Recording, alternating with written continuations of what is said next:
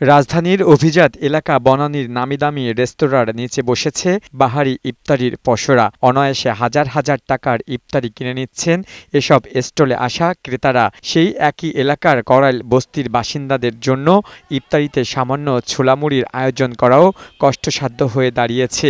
এজন্য একই মুদ্রার এক পিঠে আলো, অন্য পিঠে অন্ধকার।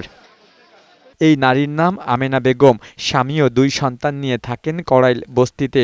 গত 21শে ফেব্রুয়ারি ভয়াবহ আগুনে পুড়ে ছাই হয়ে যায় বস্তির শতাধিক ঘর। অনেকের সাথে নিঃস্ব হয় আমেনার পরিবারও। কেউ খাবার না দিলে ডাল ভাতেই ইফতার করেন তারা। সব পুড়ে গেছে তো, ঘরের ভিতরে কিছুই ছিল না।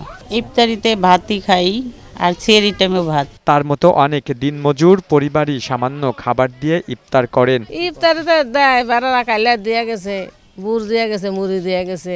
আমরা খুব অসুবিধার ভিতরে বাজান আছি। কেউ না দিলে ধরেন পানি খাই বা 10 টাকার বুট মুড়ি কিনে না খাই, আর কি করবো। চড়া মূল্যের বাজারে সামান্য ছোলামুড়ি কিনতে পেরেই উচ্ছ্বাস প্রকাশ করেন কেউ কেউ। 10 টাকার মুড়ি, 10 টাকার বন্দি, আর 20 টাকার ছোলা, আর 20 টাকার পেঁয়াজু। মোটামুটি আপনার আনুমানিক 90 টাকা হবে। আবার নিম্নবিত্তের কথা মাথায় রেখে দাম সাধ্যের মধ্যে রাখার চেষ্টা করছেন কোনো বিক্রেতা।